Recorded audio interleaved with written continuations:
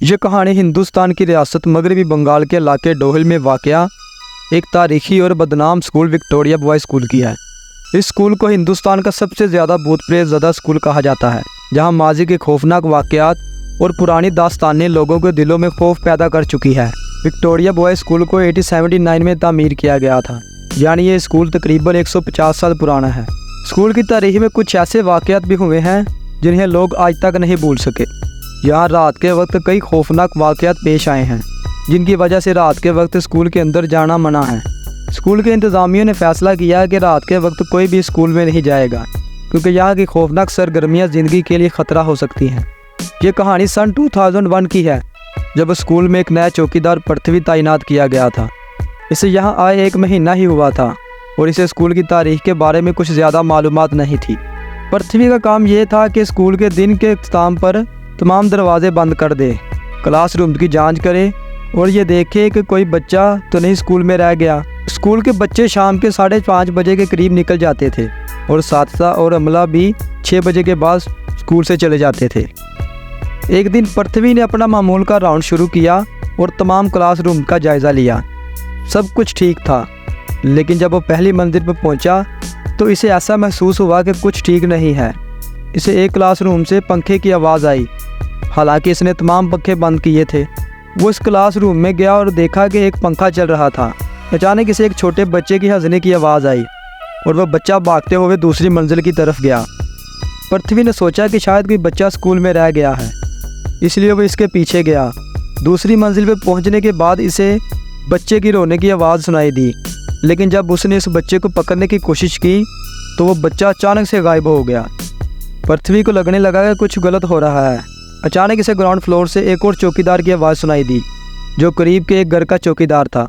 पृथ्वी ने इससे बात की और वापस अपने कैबिन में चला गया। रात को जब पृथ्वी सोने लगा तो इससे याद आया कि वो बच्चा अभी भी स्कूल में हो सकता है। वो फ़ौरन स्कूल के अंदर गया और दूसरी मंजिल की तरफ दौड़ा, लेकिन इस बार इसे ना तो रोने की आवाज़ें आईं और ना ही किसी हंसने की आवाज़ें आईं। इसने तमाम क्लासरूम का जायज़ा लिया। जब वो सारे स्कूल का जायज़ा लेकर नीचे ग्राउंड फ्लोर में आया तो इसने देखा कि एक 5 साल का बच्चा इसके सामने खड़ा है, जिसकी गर्दन नहीं थी। इस बच्चे का सर काट दिया गया था और इसकी गर्दन से खून बह रहा था, लेकिन वो फिर भी हंस रहा था। पृथ्वी बेहोश हो गया और जब अगले दिन उसकी आँख खुली तो वो स्कूल के अंदर ही था। उसने अपने दोस्त चौकीदार को सारा वाक़या बताया, जिस पर उस चौकीदार ने कहा कि रात के वक्त स्कूल में जाना मना है। फिर इसने पृथ्वी को स्कूल की खौफनाक तारीख बताई।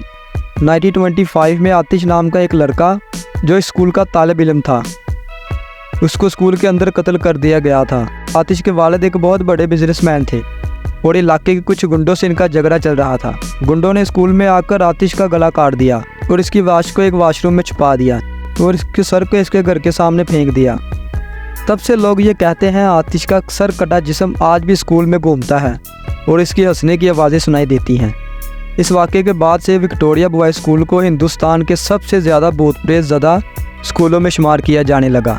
मुकामी लोग और स्कूल के मुलाजमीन रात के वक्त यहाँ जाने से डरते थे। स्कूल के इर्द गिर्द के इलाके में भी लोग कहते हैं कि इन्हें अक्सर स्कूल के अंदर से रोने और चीखने की आवाज़ें आती हैं और इस स्कूल की कहानी इंटरनेट पर भी मशहूर है और बहुत से लोगों का कहना है कि यहाँ वाकई उस बच्चे की रूह भटकती है। हालांकि वो किसी को नुकसान तो नहीं पहुँचाती। विक्टोरिया बॉयज़ स्कूल की यह कहानी हमें याद दिलाती है कि बाज़ औक़ात कुछ मकामात पर ऐसी रूहें और भूत मौजूद होते हैं जिन्हें हम समझ नहीं पाते।